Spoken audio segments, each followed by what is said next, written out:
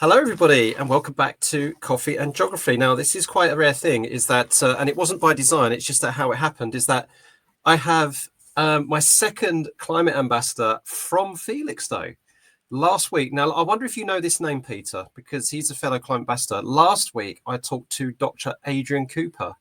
Is that a name that rings a bell for you? I know Felixstowe is a big place. Yeah. Name rings a bell. Can't remember why. To be honest, I'm not normally in Felixstowe. I'm usually in London. So I'm only here at weekends usually. Okay. Well, that will make sense. Yeah, because at weekends I'm a vicar. So during the week I'm a shipping person in London, in Canary Wharf kind of area. Yeah, and as if folks, if you're watching rather than listening, Peter's got a wonderful, very colourful virtual background on with a shipping container looking very, very colourful. But yeah, just to talk shop for just 10 seconds, I should definitely put you and Adrian in contact with each other on the Felixstowe kind of thing. So, right, folks. So, Peter, now I'll say on air, is it Peter Livey or Peter Livey? Livey. Peter Livey. Okay, I noticed a little lip with the tongue forward there. Peter Livey, right. So Peter Livey is Managing Director of Great Britain and Global Sustainability Ambassador and a Director of Charity Town Pastors, an Associate Priest at Christ Church Felixstowe. You have a lot of hats on. And your introduction, your bio is really nice. I like this. A Scotsman living in England. So that's a talking point by itself, isn't it? A Scotsman living in England who loves to live by the seaside, kayak and cook and travel, but not commute. Still unsure about what he wants to do when he grows up. I love that bit. Had a thought about joining the Forestry Commission before leaving school. Instead, has ended up for decades working in the container shipping industry. And your work days have often been in different countries, and you've been based here and there for a few years, done a lot of commuting, but you love your planet, so you've also got involved in global environmental issues linked to your industry back in the early noughties. Now, Peter loves going to music festivals. Latitude, yes. When I was a high school teacher, all of my students went to Latitude, and I never once went, probably much to their approval that I wasn't showing up there. So you've worked there as a festival pastor. Okay, that's really good. And also, rather oddly for a Scotsman, a managing director who speaks globally on shipping and sustainability with your Scottish wife, the Reverend Liz. You're also ordained priest in the Church of England and talk a lot about faith. Also quite curious for an introvert. So I don't usually read a long one like that, but I thought that's just a lovely little bio, that is. Yeah, well, thank you so much for you as an introvert to come onto this and put yourself out there. So yeah, and hello to Reverend Liz, who may be listening back to you and maybe poking fun of you at the moment, Peter. So where did we start? The Latitude Festival. I want to start there since it's a very local thing. Can you tell folks listening, because it is it's a cultural thing here in the East of England, isn't it? What the Latitude Festival is and what you get up to as the festival pastor. Right. So the Latitude Festival, it's an eclectic mix of music. There's poetry. There's all sorts of different activities go on there. It started off primarily as a music event and has become, I suppose, a lot more family oriented than some of the festivals. But usually there's about 40,000 attends Latitude over several days. Lots of camping, and so people having a great time, enjoying themselves, out and about, listening to music. There's the comedy parts to that as well, and lots of very well-known names. So my job with the team that we have at Latitude is we normally have about 60 volunteers. Who are usually town pastors from around Suffolk and a few from Norfolk. And town pastors usually work in the nighttime economy, at nightclubs, etc., on Saturday nights in lots of towns and cities up and down East Anglia. And for Latitude, we change from our yellow high-vis into pink high-vis and become festival pastors. So just looking after people making sure they're safe. And we also run some events in our marquee that we have as our base for the patrolling pastors, where people can have face paints and see some live Christian art going on at the time. It has to be Christian because I'm a vicar, so that's the angle there, hence the pastor's name as well. But yeah, it's usually fantastic fun, so can highly recommend it. It's such an interesting thing, and yeah, I've always got the set. I mean, I'm probably going to wait till my kids, who are 10 and 8 at the moment, get a tiny little bit older, and then take them to Latitude Festival. The point where like my partner and I can just let them loose and get on with it themselves, and then we can enjoy ourselves, like when they're at that age, kind of thing, kind of maybe like early teenage years, stuff like that. And but no, I mean that's really interesting about how kind of like it's an extension of community, and that's one thing I've been. For friends who have been to like Latitude, Reading, V Festival, Glastonbury, all that, they always tend to say that Latitude is their favourite because of what you said. It does have a community spirit. And for our international listeners, I just want to point out that one person who usually turns up at Latitude Festival, because he's a local lad, and if you can see it on the screen on the right hand side, there is Ed Sheeran. So that's an international name that you would know. So if you're listening in the States or something, like, what is this like? Ed Sheeran is somebody who goes there because he's, I think he's an Ipswich boy, isn't he? I think.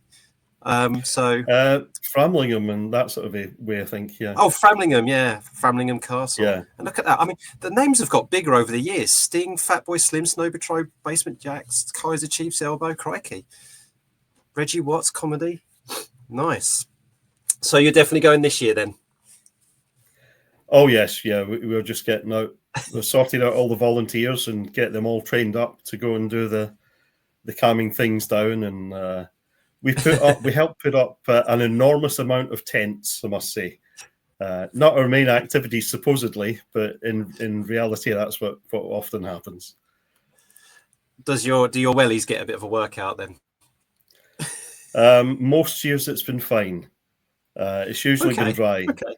When it has been wet, yes, we usually wreck our wellies quite quickly. Oh, that's great. Oh, wonderful. So it's actually leads me quite nicely on to one of the main questions I ask guests is that their sense of identity through place, through geography. So as you said, you're a Scot living down here in England. And I've got a close friend of mine from Pennycook who lived quite a long while down here in Norfolk, and we used to teach together at the same high school. He's since moved back up to the borders. So the question I'd like to ask you, Peter, really is how has your identity today been formed by the place you've been? So is there still elements of being that Scot that you're here, and then when people speak to you, they're like, oh, that's so Scottish of you, or something like that? Or do you feel there's some Suffolk in you now, and it's that resonates? And because you work in London, is there any part of London as part of your identity? And because you've traveled a lot, maybe there's a smidgen of somewhere where you visited. So how has geography made the Peter of today? Well, I suppose what's useful coming from there's several different dialects in Glasgow where I come from, and I'm mostly from the southern side of Glasgow, but by the time I was about 19, we'd moved house about 13 times. So wow. My sense of place is more sense of area rather than specific place. But that gave me an accent that some people might call, when I've got it slowed down, it's a fairly transatlantic type of accent. So it translates well often. For English speakers that they may come from different cultural backgrounds or different dialects. So I've been told anyway. But yeah, my family, a lot of Scottish families tend to rove quite a lot. So my brother actually, he moved down to England when he was younger. My elder brother lived in various places, then moved to Austria, and so it's not uncommon in Scottish families for people to be all over the place. So there is a sense of the roots, being Scottish, but actually being comfortable in lots of different environments. It's odd in some ways as well, because while I'm comfortable, probably the number of times I moved when I was growing up put me off moving house lots. So I can imagine. I've been down in Felixstowe for more than 40 years. But most of that time I've actually worked in London or somewhere else. But we've only moved house twice. And even when I was running our US business, I'd done it from here and only turned up with coffee and donuts once every 3 months or so in New York or New Jersey or Dallas or somewhere. And everybody thought I was over there. But yeah, I was really running it from somewhere else. Oh, that's amazing. I don't know what it is about you Scots, but you do seem to be very adaptable, more resilient, definitely than our southern softies. You know, I think you folks can seem to make it almost anywhere. It must be a Celtic thing. The Irish are very good at this as well, and so are the Welsh. So I don't know what it's about us English to wilt instead. Yeah, that's really lovely. So you've got. I asked kind of like Peter, I asked Adrian last week about, Felixstowe is very well known for its shipping, as you know, as you can see on your virtual background there. But I'll ask you the same question I asked him actually. Is there something about Felixstowe that you think is like a gem or a treasure that people really should know about? Because I'm an ex-geography teacher, and of course, whenever I used the word Felixstowe, it was only ever in reference to the port and to shipping and global shipping and stuff like that. There was very little attention paid to its surroundings and its culture and its community. So, what would you say, probably from a pastor's point of view, would be something about Felixstowe that, other than it's linked to shipping? Well, yeah, it's very strong local community, and not too far away is the BT Research Laboratory. So you not only get people involved in shipping, you've got others that may be sort of more involved in communications and in a whole variety of other sort of industries. But when I arrived in Felixstowe, there used to be a saying, and because there was lots of people at that time retired to Felixstowe,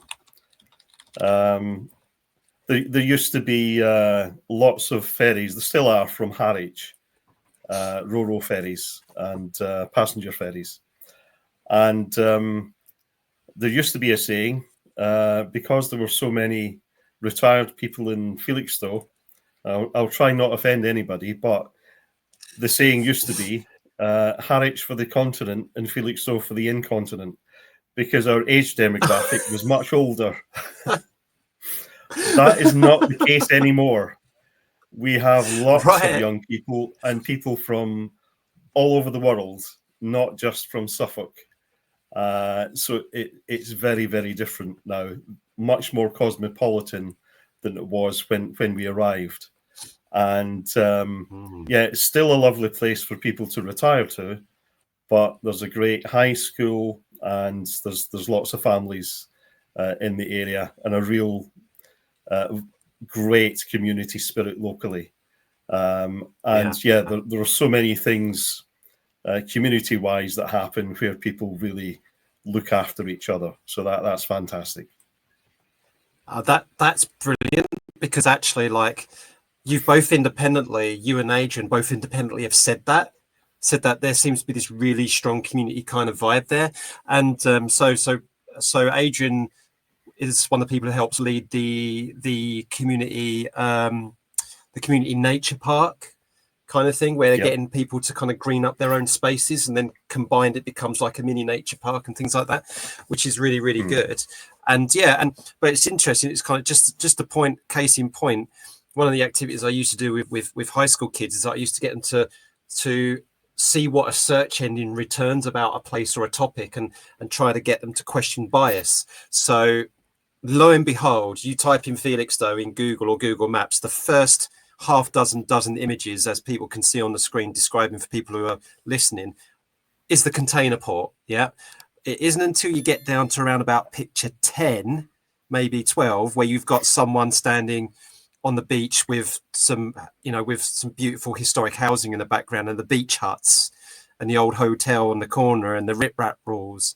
So it's really interesting. And then that beautiful beach there on the embankment, where it's quite nice and green, So just goes to show folks that when you're listening about a place and you hear about its famous or infamous reason for you knowing about it, dig that little bit deeper, just like what Peter's just said, because I've got a sense now from both of you that it seems to be like a really big community spirit. And I love the fact that, look, you've been there for 40 years. I think you have a right to say things like you said, like Harwich for the continent and Felixstowe for the incontinent. Because I think I'm allowed to say normal for Norfolk nowadays, because since I've lived in Norfolk most of my life now. So I'll leave you folks to look that one up. That's usually used in a derogatory way, but us quote unquote locals use it to poke fun at ourselves.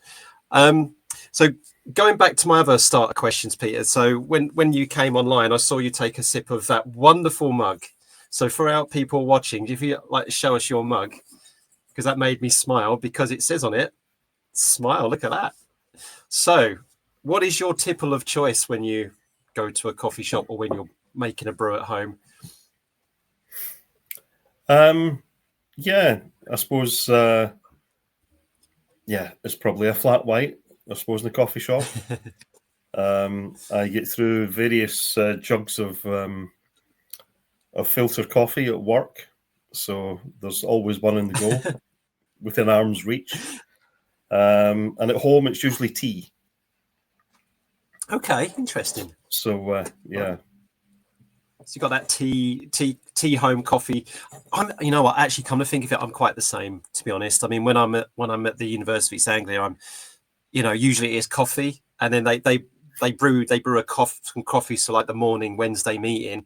And so before I know it, I've had 4 cups of coffee by midday. I'm like, what am I doing? I'm not a coffee drinker. I'm a tea drinker. I don't know what it is about coffee and work, but are you the kind of person then when you're at work, you're always the person who's guaranteed to have a chat at the coffee machine at work? I start usually quite early. So I'm usually in the office before 8 o'clock. Oh, right. So it's just filling up my coffee machine that's next to my desk. And I see. Okay. Then there are chats later in the day as things calm down usually. And I need less caffeine, where I'll be over washing the dishes or doing whatever and have a chat then. Right. Yeah. Okay. So you are a climate ambassador, and you're registered as such on the STEM Ambassador STEM Learning platform, which is fantastic. And Felixstowe, as people now know, is in the east of England. So you're one of my climate ambassadors. So it's absolutely a delight to have you as part of the team. So global shipping, of course, has got a reputation for being a mechanism for obviously for globalization, but for being quite carbon intensity. So I think it's such a really interesting role that you have, of this kind of role of sustainability. So I want you to kind of tell us a bit about what is it that you're doing and that you're kind of trying to do to make the kind of the global shipping, particularly for the company that you work, more sustainable, and how do you then take that work and try and use that as a climate ambassador to say, look, this is the lessons that I've learned, making shipping sustainable, making trade sustainable, procurement sustainable. And how can you bring that into like the climate ambassador scheme to help schools maybe with their trade, their procurement, needs? So what is it that you do, and how does that translate to work with potential what schools can do? Yeah, well, if I go back in time slightly, back in the early noughties in the United States, there were 2 competing companies. And that was at the early stages of people talking about carbon emissions. And they made, I'll say, widgets, moved the same widget from point A to point B, And one of the companies had gone to the Environmental Protection Agency in the States and said, it's not fair because this other company does exactly the same as us, but they keep putting all this publicity about how low their carbon emissions are. And at that time, there were no standards to measure anything. So they were manufacturing, often with supply chains, you'll find it might be an American company, but it may be manufacturing its goods in the Far East and moving those goods from their production line, which for argument's sake could be near Shanghai in China, and moving it to, for argument's sake, London, or moving it to Los Angeles or New York. And they were saying there is no standard. How can people be allowed to claim that they're making carbon reductions because there's no standard? So that's kind of how something called clean cargo came into being. So initially there was an entity called Business for Sustainable Responsibility was employed by the Environmental Protection Agency in the United States to say, can you get together with shipping lines and with other manufacturers and work out how do you measure stuff? So we had lots of conversations with scientists, engineers, etc. And by the late noughties, we invented the first standard for measuring greenhouse gas emissions, NOx, SOx, all that sort of stuff. Because unless you can measure something, you never know if you've improved, and you need to have an auditable trail of verifiable information and standards. So that was the early part of it. So immediately it was a global collaboration. And by 2009, we'd created the first standards, but we also represented about 85 to 90% of global trade. So when I say I'm a global sustainability ambassador, which is my other job title, it was.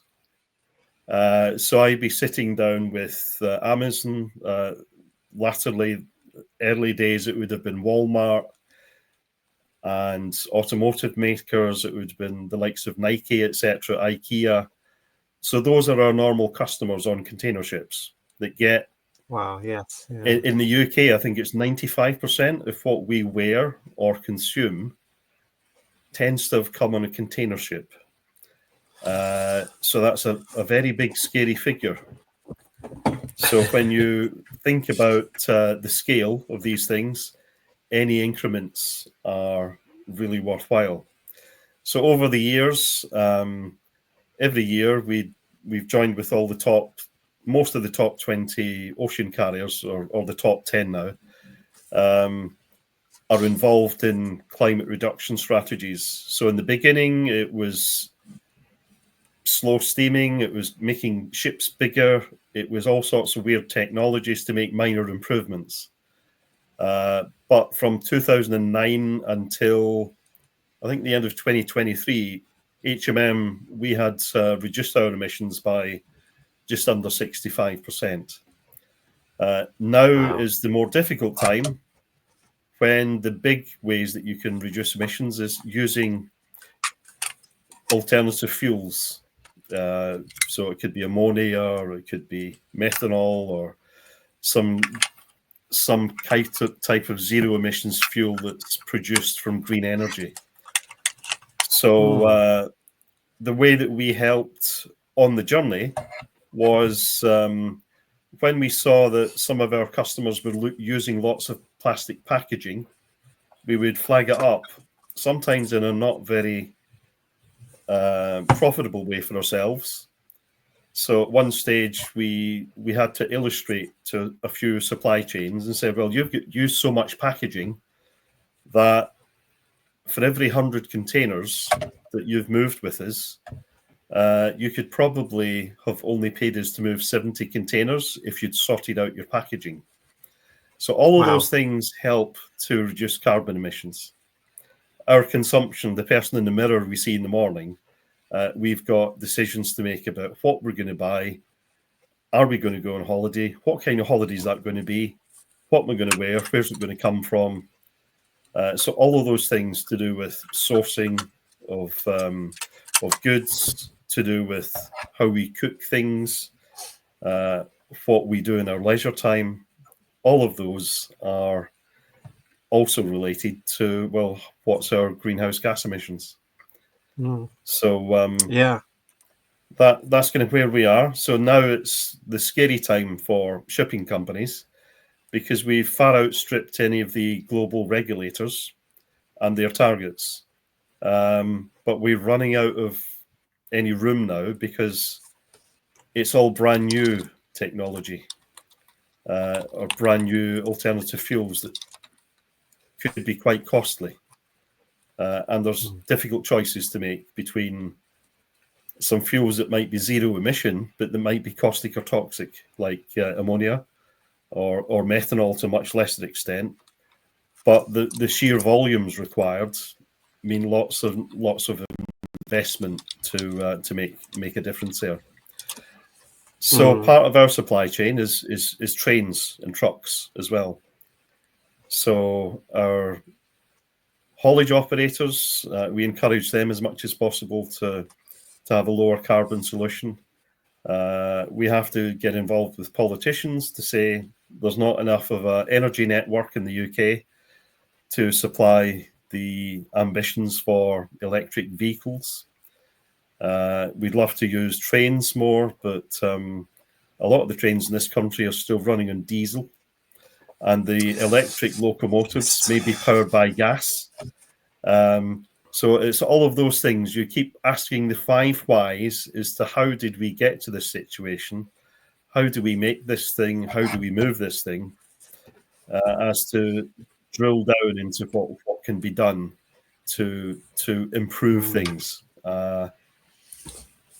Going back to the widgets, the reason that those two companies were involved in having a little spat with each other was because their customers, that's you and me, had flagged up that they wanted to buy a product that was low carbon emission. So there is real power in how and what we buy, what we purchase, in changing global dynamics. So it's always up to that person in the mirror every morning as to what decisions can I make about what I'm doing, how I live my life, that's going to be beneficial for our planet, for our stewardship of this precious resource that we have. So say if you've got a local business, an SME, or which you could probably classify, as a school is nowadays, from your experience and from your expertise, what one thing could they do to shift the needle in terms of making sure that the way that they procure, it could be the food for their school meals, it could be the materials for their refurbishment or whatever at the school. What one bit of advice do you reckon you would give them to say, well, if you want to start shifting the needle, because you're right, the system is tricky, isn't it? What could they do? So my bag is mostly transport. So almost all types of transportation can now be measured as to what it's how beneficial it is to the environment. So if you've got somebody that is offering to move some goods to your school, or are you going to build something, etc., it's how is that thing made? How is that bit of concrete created? What from I think they call it in shipping, we call it well to wake and all these kind of things. From the very first moment of some raw material, it's useful to be mindful of what processes is that gone through by the time it gets to you to use it to make something. So electric cars currently consume more carbon in their production than they save. especially because most electricity is generated by gas turbines, not by wind power, etc. As that situation changes and your electricity is greener and greener, then that's great. But at the moment, things need to be thought about a little bit in order to work out, is this a good thing? Is it the best? Or is it a little bit of greenwashing in the negative kind of sense, where it looks green, but it might not be exactly what it seems to be. So it's very important to be mindful about what kind of transport are you going to be using. Are they doing things in a way that's good for the climate? And we also look at sustainability, so in the much wider sense. So we look at, we've got all these wonderful container ships. What happens at the end of the life of the container ship? How's it broken up? How much impact is that going to have on the environment? Are the people that are employed to do this, are they well looked after? Are there great medical facilities? Or is it somewhere, there are a few rogue places where, because there's lots of metal in container ship, somebody might have very low standards. They may have paid very little, and it may be a day or two's journey if somebody has an accident. So they can be very unhelpful scrapping your ship. So you have to think about all of that right through.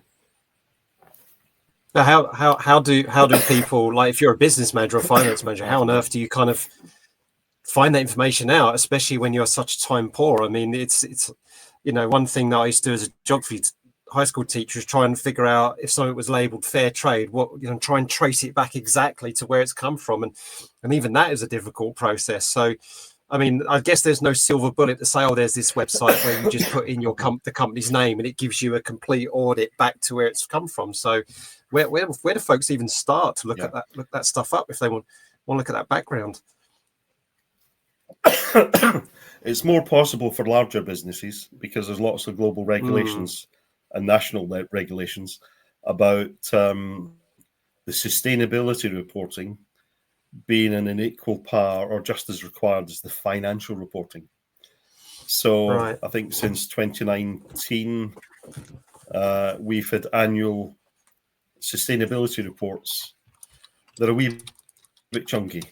So it's like 100 and odd pages going through everything from our greenhouse gas emission reductions to how do we treat employees, etc., etc.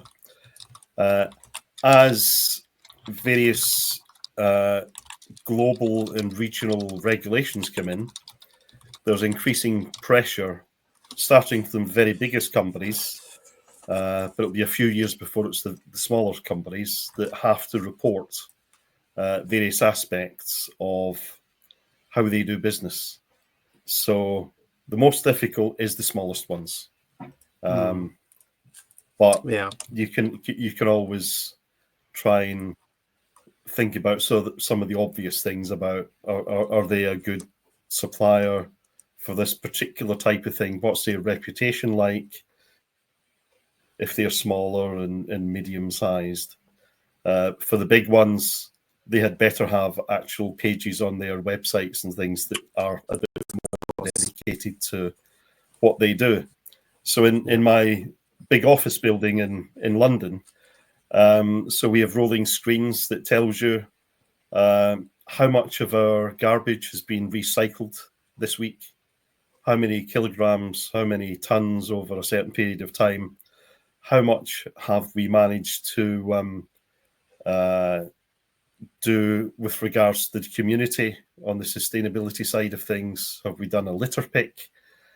So it's becoming a lot more normalized in various places.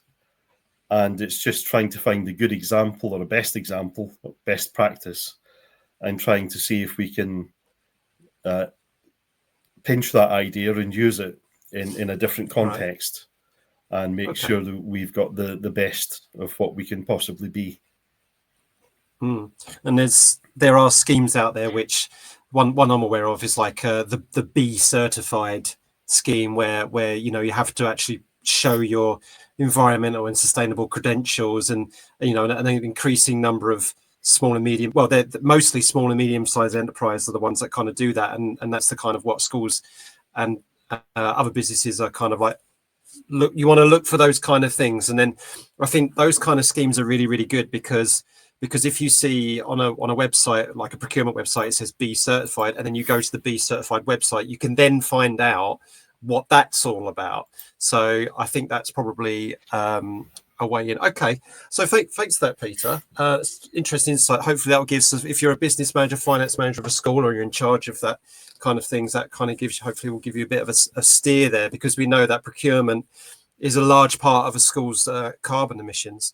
We're going to move on to have a little bit of fun now, and I'm going to play on your background here. So we're going to play a game called Barking Up the Wrong Tree now, Peter. So there's my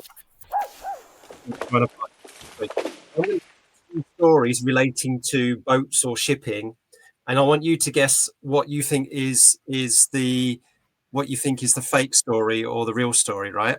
So for folks, if you are not aware of of Barking Up the Wrong Tree, so 2 stories, one of them's real, one of them's fake. So you play along if you're listening, play along if you're watching. But Pete, I'm wondering if I've made this too easy for you, Pete. I reckon you will know, like without a shadow of the doubt, which one is the fake story. But here we go. So let's start with this one.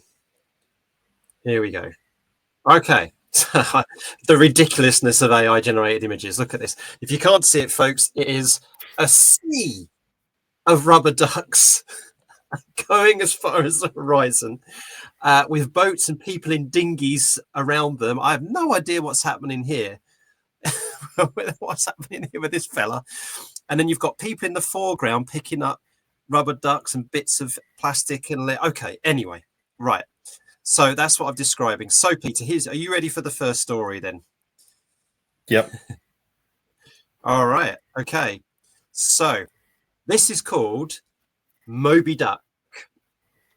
Is this true or is this false? Don't answer at the end of this one. Wait until you've heard both stories, right? So Moby Duck, this is when 28,800 bath toys were lost at sea.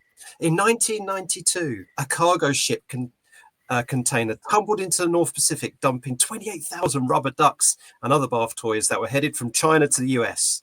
And currents took them, and news reports say some of them may eventually have reached Maine and other shores in the Atlantic. 13 years later, a journalist called Donovan Hahn undertook a mission. He wanted to track the movements of the wayward ducks from the comfort of his own living room.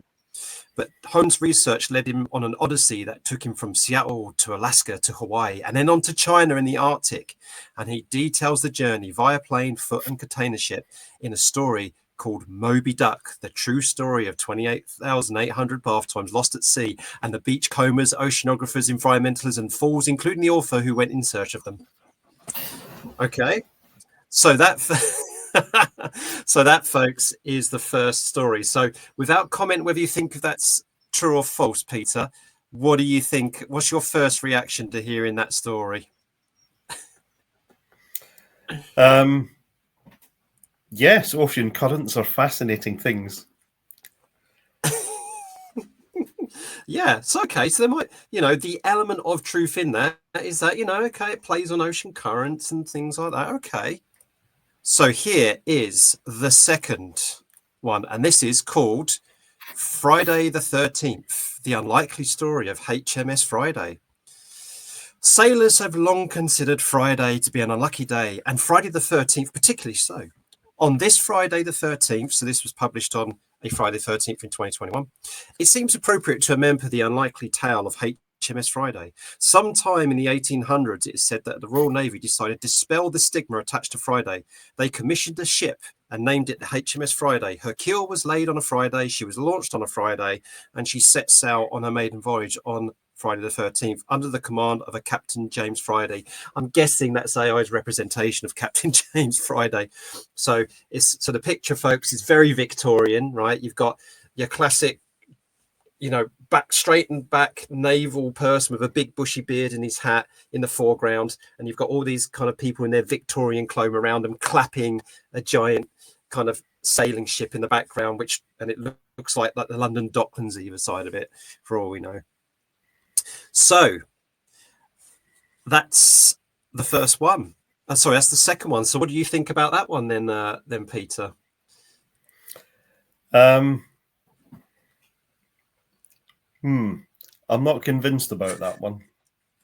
Okay, right. So go through your thought processes then. Which one of these do you reckon is the true story? And which story? Rubber ducks is true. The rubber ducks is true. And is that because you know it to be true, or because it sounds most likely? I don't remember all the detail, but I do remember about because containers do fall overboard in very, very rough seas, and there was a container full of rubber ducks. I'm not sure about all the rest of the Odyssey, but yes, they turned up for decades in all sorts of places. Well, I have to say, folks, I think I did make that a little bit easy for Peter, because I think if he had never heard of this story or heard something about that in his job, that would have been surprising. So yes, this is a true story, Moby Duck. And I'm just, for you folks here, I'm showing it on the screen. So this is an NPR article from 2011 saying Moby Duck, when 28,800 bath toys are lost at sea. And it was actually made, there you go, there's a picture of it on the right-hand side by Donovan Hone. The true story, and it is, the subtitle says, the true story of 28,000 bath toys lost at sea of the beachcombers, oceanographers, environmentalists, and fools, including the author who went in search for them. So yes, that is a true story, folks. So well done. And the HMS Friday one, it basically says, the third paragraph, which I omitted, says this: the HMS Friday is an oft-told tale, but none of it is true. There has never been a Royal Navy ship named Friday, or any other day of the week for that matter. HMS Ark Royal, on the other hand, was relaunched on Friday the 13th, 2001, following a major overhaul, and continued successfully for another decade until she was decommissioned in 2011.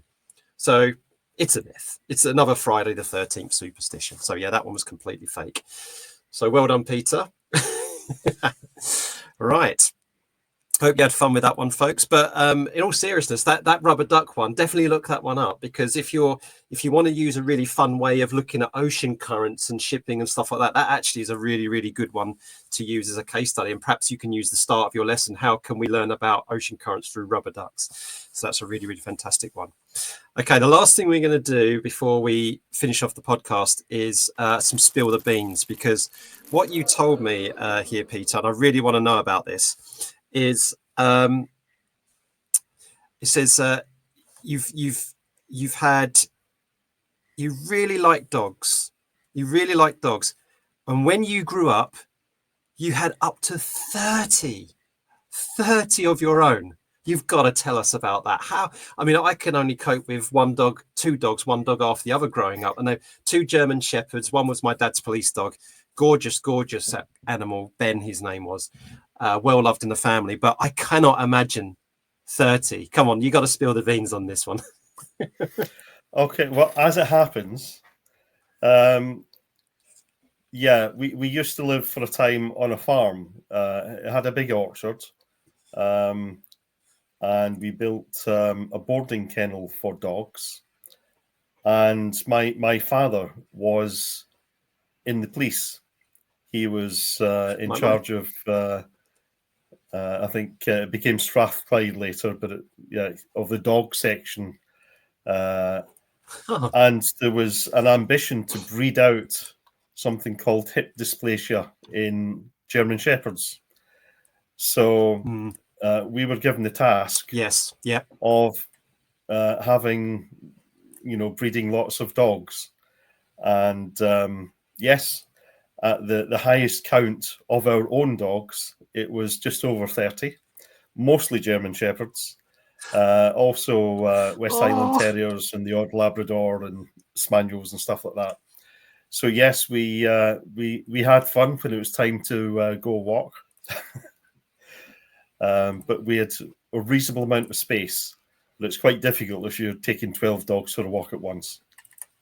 Oh, that's amazing. Yeah, I don't know. Actually, 30 Germans were. I can't imagine them being even 30 scale being unruly. They must have been. Were they a handful in terms of behaviour, or were actually they did a very German Shepherds true to nature? Was it actually quite easy to handle as well? Them? Yeah. But any large group of dogs, you have to be careful because after a certain number, they turn into a pack. Right. So you have to be careful how you control your dogs, especially if you have several. It did make life interesting.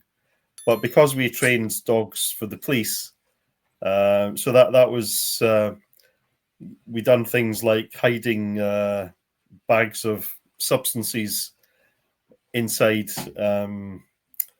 fire extinguishers and things, and so some of the Labradors would have to sniff that out and find out where it was, or explosive dogs. But also, we had to make sure that if anybody was coming to the door, they didn't raise their hand above their head, because the dogs were trained as police dogs. I remember this. Yep. Oh crikey! If anybody, we told any postman or anything like that, don't raise your hands. Come knocking on our door. Do not, because Ben will have you otherwise. Yeah. Oh crikey! Yeah. Oh, you got all these memories of my childhood flooding back now. Yeah, and I remember that. So Ben, my dad's police dog, unfortunately, and it's so interesting that you say that, because unfortunately he lived till he was 14, so he was really he'd been through the police, he'd been shot, he'd been stabbed, he'd been beaten, but I'll tell you what, no one ever crossed. They were quite infamous in Essex police, my dad and my dad and his dog, that you don't ever mess with them, right? But he lived till he was 14, and eventually we did have to put him down, because this probably won't surprise you, his back legs collapsed and he just could not walk anymore, and he was literally dragging his back legs along with him, which was such, it was so heartbreaking. And that's it. When we had to have him put down, that was such a heartbreaking moment. In fact, folks, I've been trying to find this picture for a while, and here you go. I'll show this with Peter. I'll show this for everybody. Here we go. There we are. There's me as a little baby kid, and there's Ben, our German Shepherd. Oh, I'm even getting a bit choked up thinking about that now. He was such a lovely dog. And that was back in the days in the 80s as well, when my parents could leave either me or my sister in our buggy outside of a shop, and not on the leash or not on the lead. They could tell Ben, right, sit, leave the dog next to the pram, unchained, untethered, while they went into the shops for 10, 15 minutes like that. No problem. Anybody came along, we're not touching that baby then. Yeah, what a gorgeous dog. So, yeah.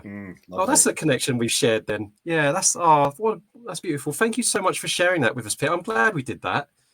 Right. And I'm glad I managed to find that picture. Yeah. So we'll finish off now then. We are all geographers. Let's link you back to your Felixstowe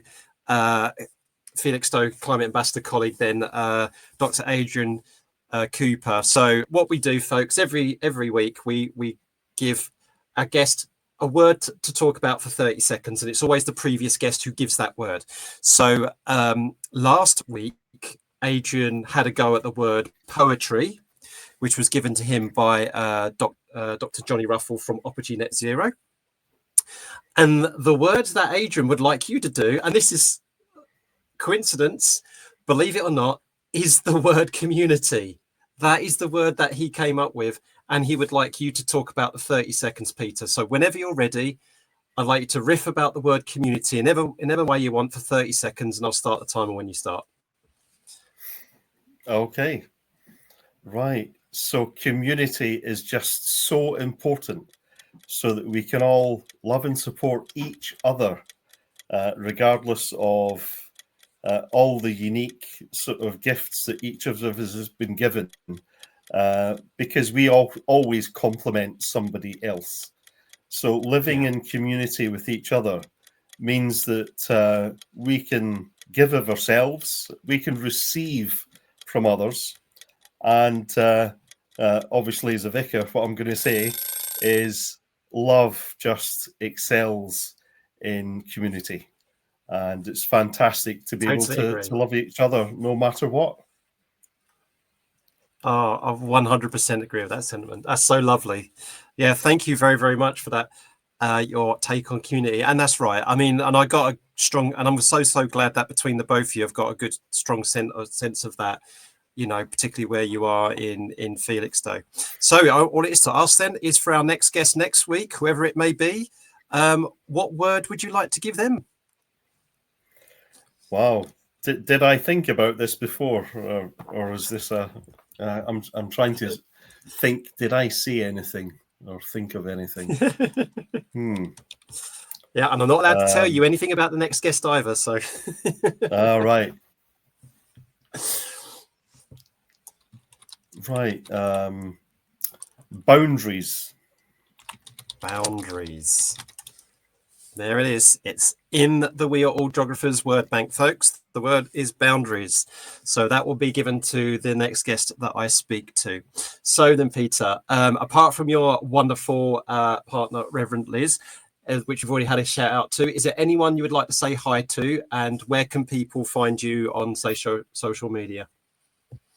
Well, I'm predominantly on LinkedIn on the business side of things, and I'll also be on Facebook. Yeah, LinkedIn, you can find out all the latest climatey things that I've been doing or shipping things. And Facebook, it's probably a lot of churchy bits and maybe pop-up shops that we're doing, or the next Latitude Festival or whatever it is. Yeah. Awesome. Yeah. Okay, folks. Well, Peter, it's been such wonderful getting to know you and to hear a bit about your background, and to put, you know, a bit of humanity in a face back to behind one of our climate ambassadors here in the east of England. So, folks, if you are from the Felixstowe, if you're from the Felixstowe area, you've got two wonderful climate ambassadors in your area. Okay, please don't hesitate to reach out for either of them and whatnot. And if you're in London as well, you know, give Peter a shout. You can make sure that you get in contact with Lachlan, who's the London Regional Hub Manager for the Climate Ambassador Scheme. So if you just go to the Climate Ambassadors link in the description, you can find Lachlan's email address for London at UCL in there, and reach out. Peter, Adrian, all these Climate Ambassadors, they're willing to help you out. We just need you to reach out. Okay, so even if you'd want, say, Peter to come and do a talk to your students, even if it's online, even if you're the other side of the country, near the Scottish borders, perhaps, all the way up there. If you don't ask, you might not get. Yep. So, Peter, thank you so much for joining me today. And and best of luck with everything you do, and those hopefully not too muddy wellies in the next Latitude Festival. Well, thank you, Kit. It's been a pleasure.